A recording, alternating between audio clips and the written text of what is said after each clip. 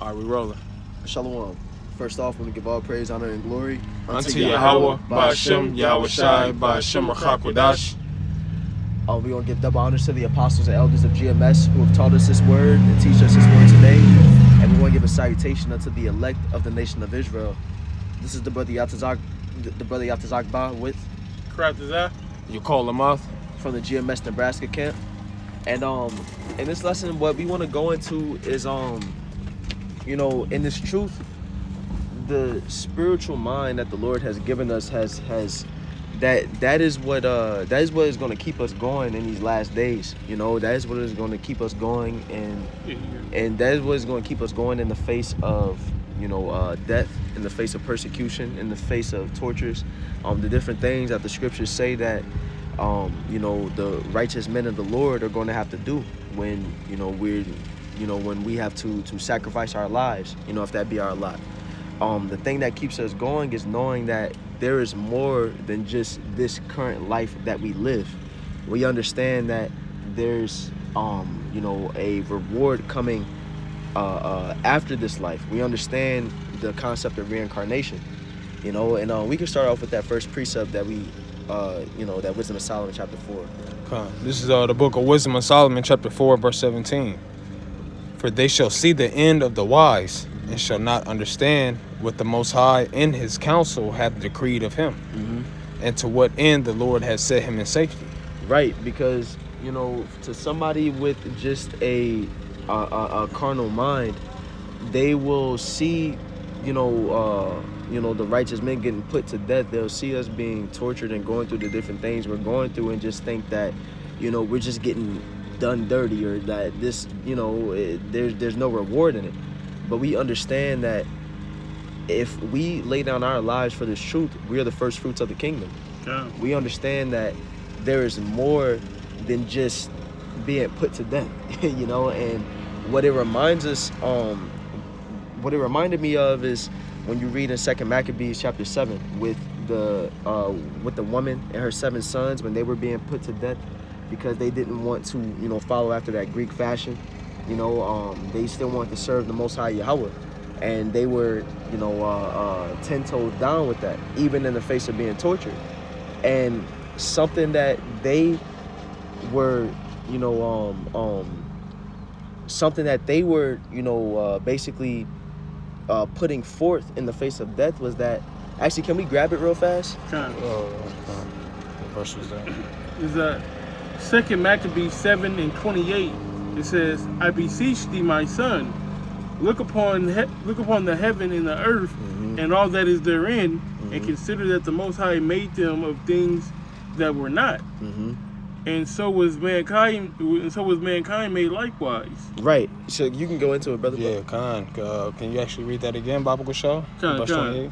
Verse 28 says, I beseech thee, my son, look upon the heaven and the earth, and all that is therein, and consider that the Most High made them of things that were not, and so was mankind made likewise. Right, because that goes back to the book of Genesis, where it says that the earth was without form and void. So there was a course of time where the Most High he made something out of nothing, And the point of bringing this, that we want to bring this out, let's read 29 actually, and I'll give the elaboration to it.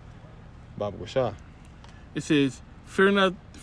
Well, no, Salaki. It says, so was mankind made also likewise. I apologize, because what this is proving is that the Most High, with his creation and his thoughts, he could do whatever he wants to do. So the same with men, he can bring those spirits back, So and like the brother was going into, the mother of the 7 brothers, she understood that, how the Most High, he could do what he wants with his creation.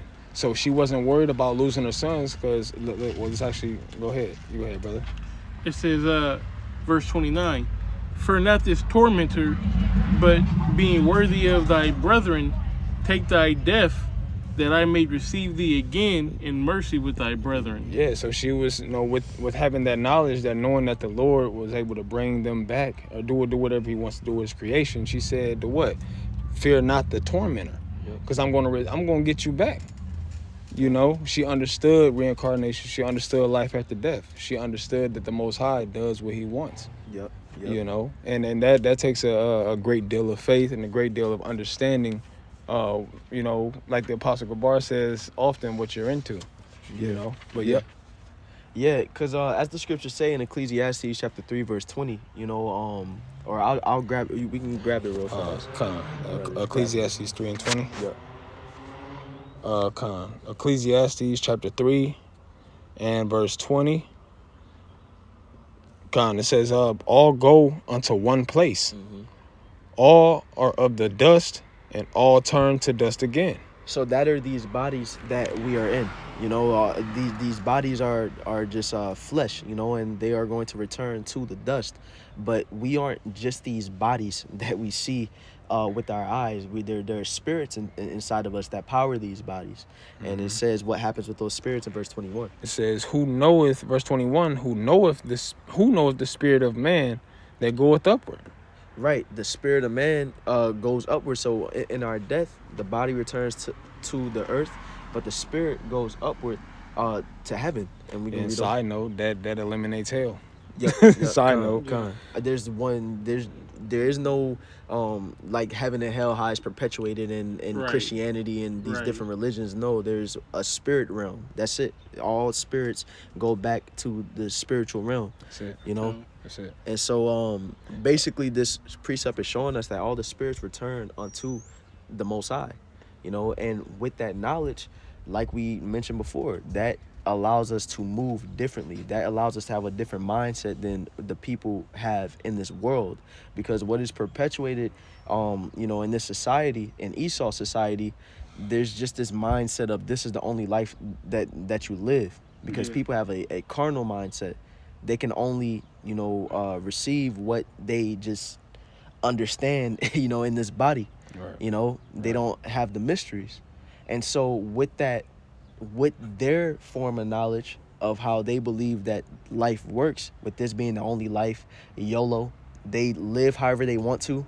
They walk in wickedness. They try to have as much fun as they possibly can, you know, seek out as much as they can in this life. Mm-hmm. While with us knowing that there's a judgment that comes afterward, you know, with Salaki, I lost my train of thought. I got a precept. Come on, Babusha.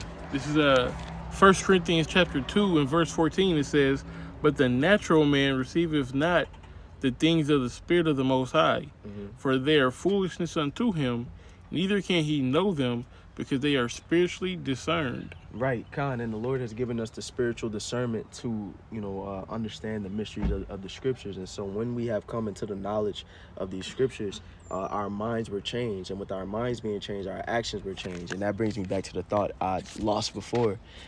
Being in this truth, it allows us to move differently. We move with the knowledge of knowing that after this death, we have to answer and, you know, face the judgment for the things which we have done. We know that we have to come back, you know, in the next life. Right. You know, we know we're fighting for a certain reward. We're fighting to be the first fruits of the kingdom. We're fighting to be the elect. And so that makes us move differently. We're not moving the same way that these people in the world are, of just trying to do as much as they can, have as much fun as they can, you know, just walking in wickedness and iniquity. Knowing the knowledge that we have of reincarnation, of knowing that there is a life after this current one we live, that moves us to walk righteously. You know? Can I get a precept real quick? This is the book of Wisdom of Solomon, chapter 4 and verse 7. It says, but though the righteous be prevented with death, yet shall he be in rest. You know, and we know briefly touched on this. When you go into that word prevent, pre meaning before, veneer meaning in front of.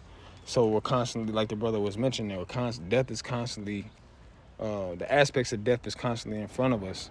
You know, because we serve Yahweh Shem Shai, so there's always an obstacle, there's always adversaries, there's always something that's combative against, you know, the spirit that we're in through Yahweh Shem Shai, which, like the brother mentioned, also the possibility of martyrdom is also an aspect. You know, but it says, like, as we know that, though the righteous are in rest, because we know what comes with it. You know. Yeah. And as the scriptures say, wisdom and knowledge shall be the stability of thy times. This knowledge gives us security with the concept of death, you know, to where we aren't, Salaki. Yeah, to where we aren't, you know, when we think of death, you know, if someone in the world without this knowledge, they think of death, there is a level of uncertainty with the concept to where they don't know what's really going to happen afterward. You got a lot of people that think that hell is a thing to where they scared to die because they're like, man, I might go to hell. It's a bunch of bugged out concepts when it comes to death that people don't fully understand it. But with us knowing that this is the truth and us knowing exactly what death is and what happens afterward, it gives us security in the concept of it. Yeah. You know, so when like you have like a loved one that passes on, you know, you mourn because, you know, you're not gonna get to interact with them in this plane anymore. You know, but you're satisfied because you know that they're in their right mind. They're with Yahweh Shem Yahushai. Yep. You know that they ain't gotta feel that pain or whatever they was going through. You know, they don't have to deal with that no more. They ain't got to pay rent every month. Yep. You know, they don't have to go through the same burdens that we have, you know, to go through by living, you know. So, like the brother said, you know, couldn't have said it better. You know, it's a comforting feeling knowing that, you know, there's something better after, you know, this miserable existence that we have. Yeah, That's right. And so, you know, when like I quoted the precept Isaiah 33:6, where it says, "Wisdom and knowledge shall be the stability of thy times." It reads on to say, "The fear of the Lord is his treasure." And so, with the wisdom and knowledge that we have, it makes us move in what? The fear of the Lord, because as the scriptures say in Matthew 10:28, "Fear not them which kill the body, but fear him which which can kill both the body and the soul." You want that? Yeah, we can grab it real fast. Can you grab it in the blue letter, Baba Kasha? Was that Matthew 10:28? Come, I want to go into that hell. This is the book of Matthew, chapter 10, and verse 28. "And fear not them which kill the body, but are not able to kill the soul. Yup. But rather fear him which is able to destroy both soul and body in hell." Con, and we can go into hell real fast Con. before you break it down. All right, and we get into this word hell.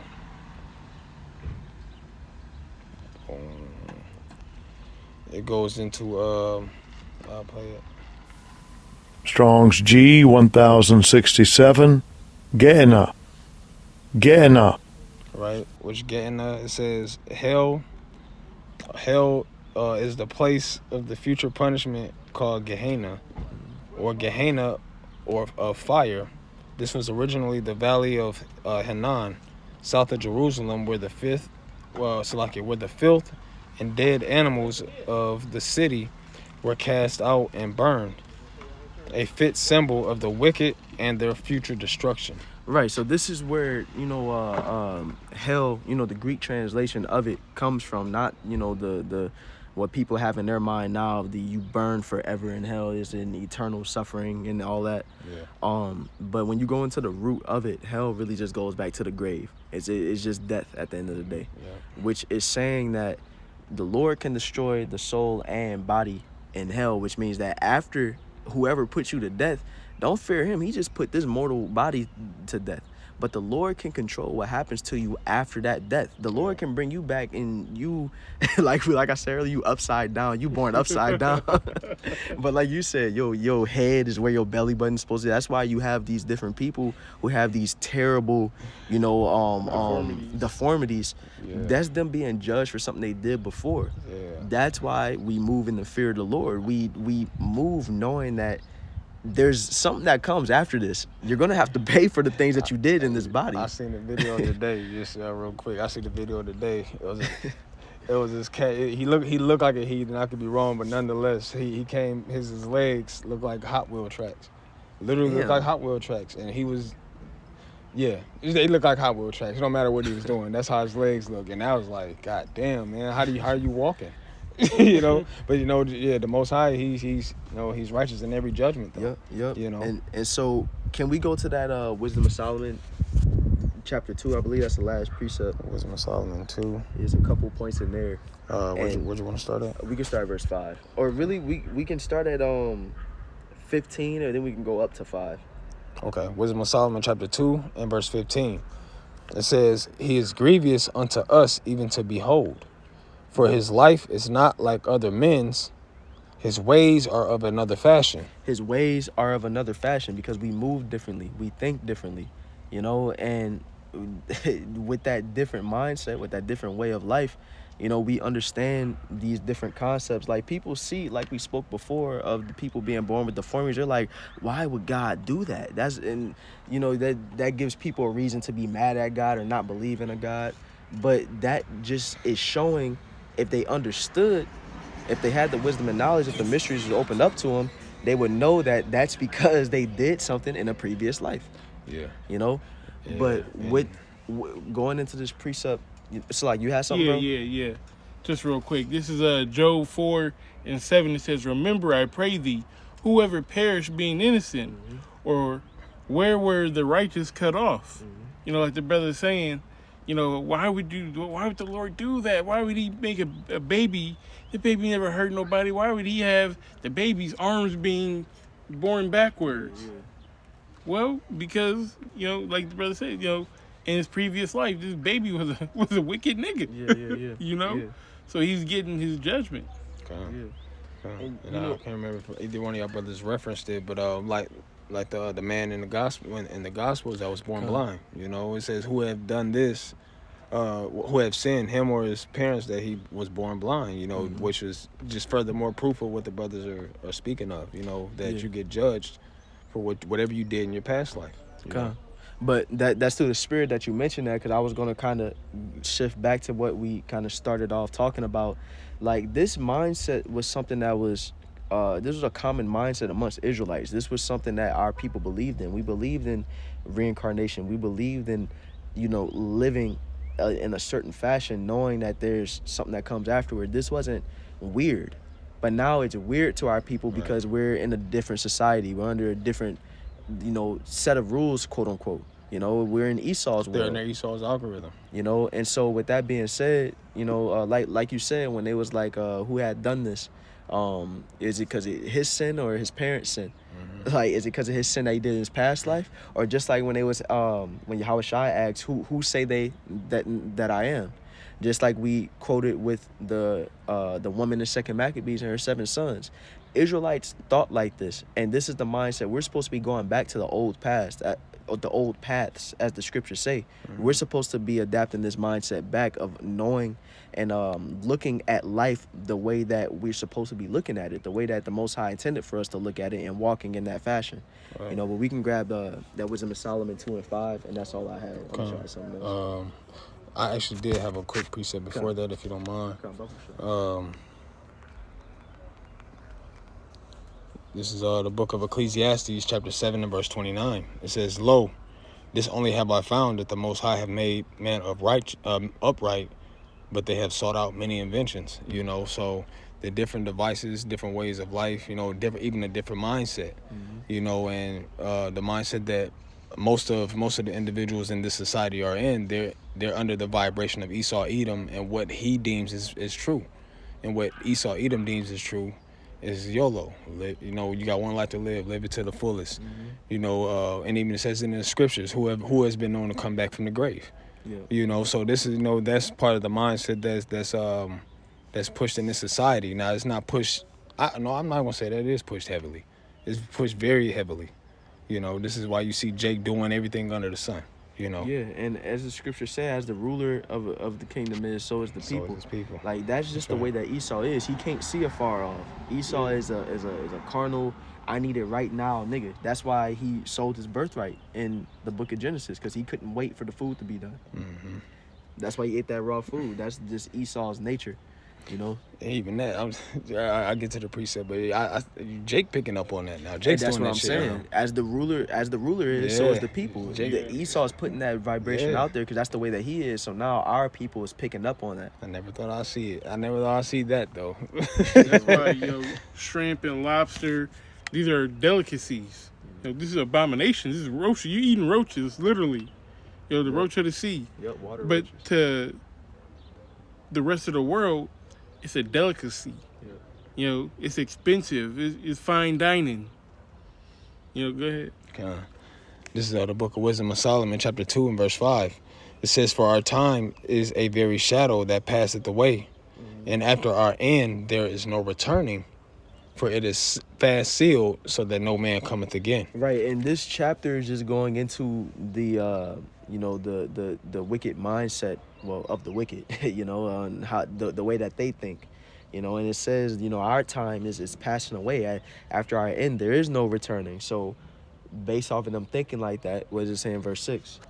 It says, "Come on, therefore, let us enjoy the good things that are present, and let us speedily use the creatures like as in youth." Right, so that is just on that live it up mindset. Let's enjoy everything right now, and basically what initially spurred this lesson is we have to stray away from this mindset as far as possible, because this mindset is what is going to cause people to get the chip. This mindset is what is going to cause people to fold in the last days, because they ain't going to be able to see afar off on living now for what happens next.